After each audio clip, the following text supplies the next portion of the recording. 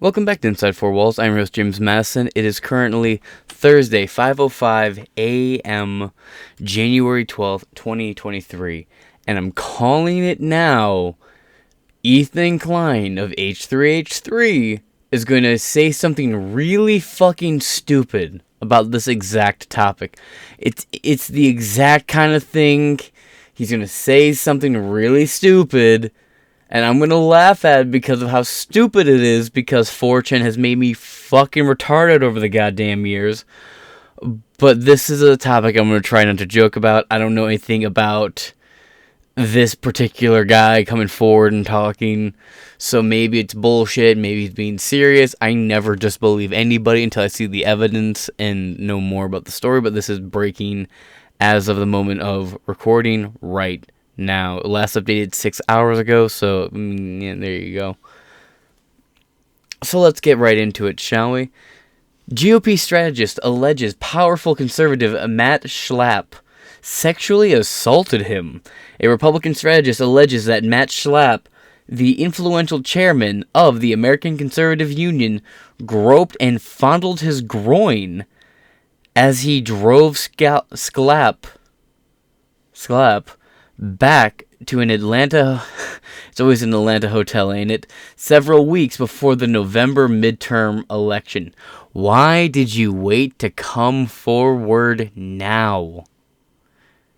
I mean, you came forward now, right? And it's going to be, you came forward before the 2024 elections, I guess. But at the same time, why is there, it's interesting, right? Like, they find these Joe Biden documents November 3rd, 3 days before the fucking midterm elections in 2022. And then this happens, and now it's afterwards. It's like, oh, yeah, this thing that totally would have had major fucking, major fucking issues. And again, I tend to root for the GOP. You know, I'd rather have the Democrats driving the speed limit because at least they're going slow, but I don't particularly like either party. There's individuals on both sides I can throw some respect behind. But why did you wait till after the midterms? Did you let yourself be victimized and then just sit back and wait till after to hope your party won so you didn't have an impact on that? No, that's bullshit. That's cowardly and bullshit. If you don't speak up in the moment or within the time that it happened, you eventually, over time, lose your right to speak up about it. It sounds really shitty, right? But it's a window that people close themselves. And I understand there's a whole trauma response, but there is a precedent rush in the moment that just evaporates. It's like a car leaving the lot. God, this is going to bite me in the ass down the road, but let's continue. A Republican strategist alleged Matt Schlapp, the influential chairman. Already read that, so we're going to scroll down here. Go to the right. You have unionleader.com. The guy that leads the GOP union.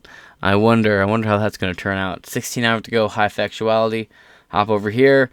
KFI, high factuality. Go over here to the left. 6 hours ago, CNN, high factuality. So, bam. CNN, high factuality. I don't think anybody fucking buys that, so I'm just going to write that off. Feel free to protest in the comments below. I'm going to go with the center biased here. And then I figured it'd be fun. Okay, I want to make sure I pull the right one. To maybe see what the Union article said afterwards. So, I'm not familiar with this outlet. All I know is it has a high factuality article. Wrote this article 7 hours ago. It's a media conglomerate, news press, and Gazette company are the owner, or what's labeled as the owners. So we'll go from there. It seems to be an ABC News 13 affiliate with a center bias, KIFI. Oops, did not mean to open that. All right, let's continue. GOP strategist alleges powerful conservative Matt Schlapp sexually assaulted him. By Jamie Gangle, Gregory Craig, and Elizabeth Stewart of CNN. Alright, so we'll be reading the CNN article. We just won't be giving CNN the clicks. I'm fine with that. A Republican strategist alleges that Matt Schlapp, the influential chairman of the American Conservative Union, groped and fondled his groin as he drove Schlapp back to an Atlanta hotel several weeks before the November midterm election. The strategist, a male in his late 30s, who was working for the Georgia GOP and Herschel Walker's Senate campaign, oh boy, told CNN that Schlapp made the unwanted sexual advances on the ride back from 2 arena bars on October 19th. Schlapp allegedly invited the strategist, who was assigned to drive Schlapp, to join him in his hotel room. The staffer declined the offer, and hours later reported the incident to senior campaign staff. Okay, so the victim reported it right after it happened, and the campaign staff is now the one holding the ball. So let's see where it goes from here. Schlapp, through his attorney, denies the claim.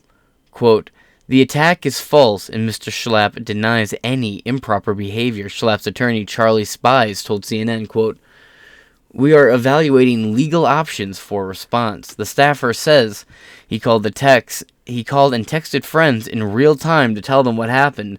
CNN reviewed a text exchange between the staffer and a friend in politics, where the staffer is clearly upset and wondering how to tell the campaign that one of their surrogates had allegedly assaulted him. The exchange is being made public for the first time, weeks after the midterms.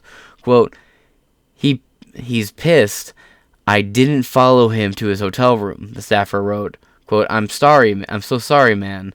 The acquaintance responded, quote, "What a fucking creep," end quote. The staffer later texted, quote, "I just don't know how to say it to my superiors that," well, there's a type, "that their surrogate fondled my junk without my consent." The staffer an experienced political strategist who has worked on a number of high-profile nationwide and statewide campaigns, has asked that his identity be withheld because of concerns over personal backlash.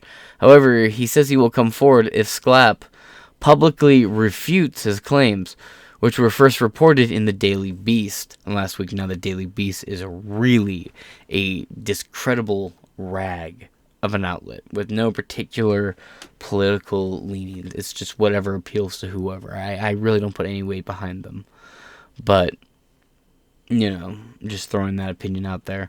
Schlapp runs the ACU, the organization most widely known for staging the Conservative Political Action Conference known as CPAC. Both Schlapp and the group occasionally butted heads with Donald Trump before he was elected president in 2016.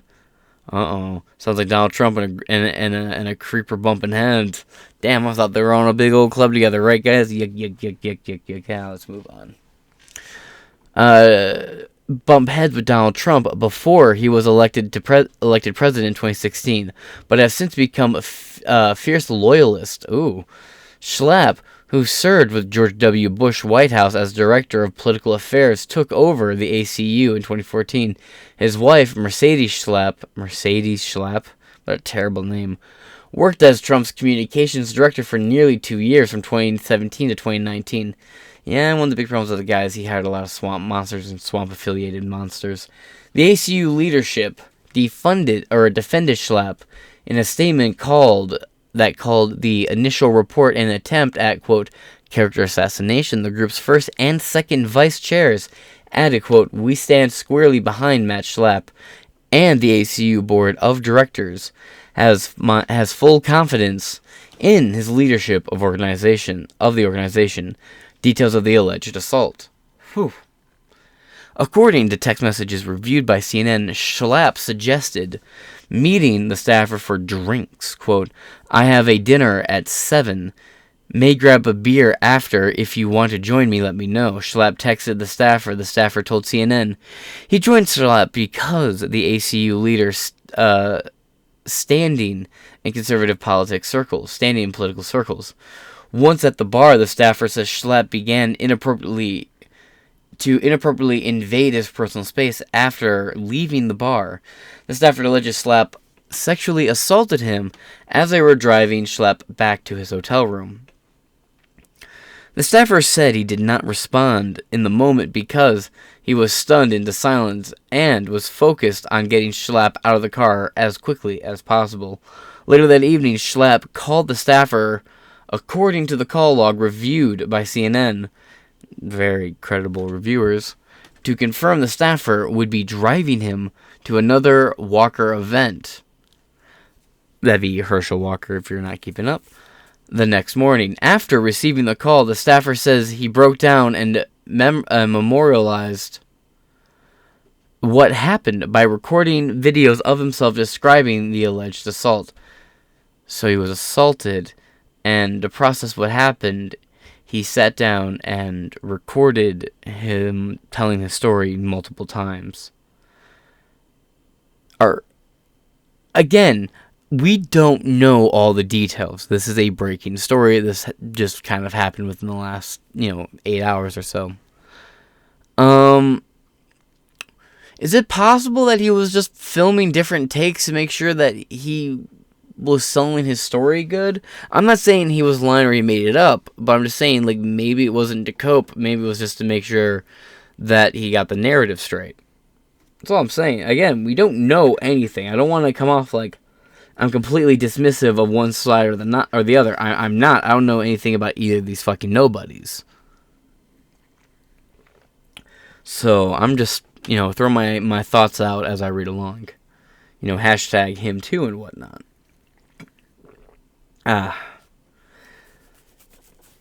Later that evening, Schlapp called a staffer, according to a log review by CNN. Video describing himself and the alleged assault.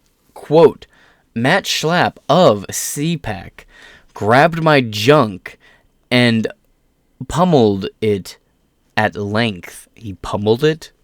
It's an interesting way to describe it. And I'm sitting there in the car saying, what the hell is going on? That this person with a wife and kids is literally doing this to me. From Manuel's Tavern to Hilton Garden Inn, there at the Atlanta airport. The Hilton Garden Inn in DC is a really nice hotel. But anyway, the staffer says one of the self-recorded clips which CNN reviewed, quote, he literally has his hands on me, and I feel so fucking dirty. So fucking dirty. So I don't know what to do in the morning. End quote. The next morning, the staffer told top Walker campaign officials about the alleged incident, and they immediately directed him not to drive Scalp and to pass on a number of a car service. Senior Walker campaign officials confirmed to CNN that they spoke with the staffer and immediately notified the campaign lawyers. One source told CNN that the staffer was offered options including legal counsel, contacting law enforcement, a therapist, or, if he wanted, to speak to reporters. The source added that he thought the staffer was angry and mortified by the situation. Oh, well, I mean, yeah. If you were sexually assaulted and, you went and you reported it, you would probably be a little jittery, a little wired, it'd be a bit personal, I'd imagine. And, of course, one side is saying, we offered him all these options, this other side hasn't quite said it yet. I'm sure they do later on in the article, but I don't know, this is interesting. The Herschel Walker campaign was kind of an interesting one to begin with. There's a lot of sketchy things that have come out about it since then, and a lot of it seems to be financial related, but I'm not well read into it. And then, I was saying from the beginning, that's a dead duck candidate. This guy has all the elegance of Forrest Gump. But let's continue. It would only be the smart thing, though, I would imagine, to be like, offer them all these things to begin with. It's probably just a smart thing. Like, you don't want, the day of the internet to, look like you didn't make at least every effort to be transparent. Unaware that the alleged incident was being reported to the campaign, Schlapp texted the staffer again to inform him that he was in the lobby awaiting a ride. Come on, bitch. Come get daddy. I don't know, that's my best Bill Clinton. The staffer responded via text telling Scalp, quote, I did want to say I was uncomfortable with what happened last night. The campaign does have a driver who is available to get you to Macun and back to the airport. Schlapp texted back asking the staffer to call him, and then, according to the phone log reviewed by CNN, repeatedly tried calling the staffer, who did not answer. Several hours later, Schlapp reached out again by text, addressed the staffer by name, and asked, quote, "If you could see it in your heart to call me, if you could see it in your heart to call me at the end of the day, I would appreciate it. If not, I wish you luck on on the campaign and hope you keep up the good work." That's a real howdy, Chris, if you ask me. The staffer says he is coming forward to discuss the alleged incident because he wants to prevent someone else from being victimized. The staffer is also motivated by what he described as CPAC's hypocrisy in hosting guests hostile to LGBTQ rights. Okay, well, again, the right is a weird collective of different ideas. Some more traditional, some less so, some more libertarian, and some less libertarian. So different speakers and LGBT people speaking at CPAC is actually a good thing. I mean, hell, they had Miss MAGA speak there, and Miss MAGA's. I'll just pull the picture. As you can see, Miss MAGA is a drag trans whatever, and they've spoken at CPAC at least once before too. They've also had, people like Crowder speak up there before. These people, Crowder, is one of these like Matt Walsh type of people, and I am on the same front of like, yeah, to be trans is definitely there's something mentally off with you. Now, that's one thing to be an adult and have that mental faculty or whatever, that mental part of you be slightly off, to whatever degree it might be. That's one thing. My issue is just when kids get involved in it. But anyway, that's off the topic. CPAC has always had a wide selection of speakers, at least since 2017, 2018. And it really shook up because Trump walked out on stage. Like, I'll pull up the pictures again. Trump walked out on the stage of CPAC holding a fucking gay pride flag. What a different time. But, yeah, Trump walked out on stage at CPAC and unveiled a gay pride flag that said LGBTQ for Trump. It was like late 2015, right before the elections actually happened. This is one of my favorite pictures. This is my profile picture. This is my profile picture on Twitter during Gay Pride Month, back when I had access to Twitter. Just Trump looking at this fucking pride flag with this weird look, but... he walked out there, he held it up, and that shook up the whole fucking crowd. Trump was like the first Republican candidate to be openly pro-gay marriage and pro-gay adoption and all this shit. Despite... Fuck what you heard. So, CPAC has over the last, I'd say, like 10 years-ish, has always had a good record of having varied speakers, people who were pro-drug war, anti-drug war, You've had, like, Pompeo speak, and then opposite side of that, you've had Michael Flynn talk. You know what I mean? Like, you've had opposite sides of the spectrum on the right wing talk. The more authoritarian establishment and the more populist and, MAGA crowd talk. So I wouldn't exactly say coming out because you want to call out CPAC's hypocrisy and hosting... people hostile to LGBTQ rights is exactly a level angle to come at. It's kind of weak. If you want, why don't you just come out because you were, assaulted, perhaps? Just a fucking thought? Don't come out because, the gays. No, come out because you were harmed. You were victimized. You shouldn't need to come out because other people. No, you're the victim, right? At least is what you're saying. The staff, right here, early in his time overseeing CPAC, Schlapp faced some backlash over efforts to be more inclusive, right here, of gay conservatives, but CPAC has become increasingly welcome ground for political leaders like Hungarian Prime Minister Viktor Orban, who has targeted his country's gay community as part of its Christian conservative agenda. Yeah, well, that's an entirely different country with a much more Eastern European Christian background. You mean, a far more based background. But that's not policy here. And again, Miss MAGA and people who are okay with LGBTQ and the head of the log cabin Republicans have spoken to. And that's the thing. I would argue you're wrong and say that since Trump unfurled the gay pride flag and came out and said, why are the Republicans against this? I mean, a myriad of fucking reasons. One of the things I disagree with him on, but that's beside the point. It's a much more nuanced conversation, but ever since then, CPAC has become a much more elaborate televised event and more pro-LGBT over time. But, that is what it is. We're at 20 minutes. Nah. You know what? I'll wrap it up here. I'll leave a link to the other article in the description below. This has been Inside Four Walls. I'm your host, James Madison. This is an unfolding, breaking story, and we'll follow along with updates. I'll catch y'all later. Oh, please like, share, comment, and subscribe. We're very close to 200, and it'd be nice to see if I can break 200 subscribers for the end of the day. My minimum goal by the end of the year is 250 or 300 subscribers on this channel. That's my goal. I think I can achieve it. We'll see if I get there. Alright, guys. Peace. Don't let the gays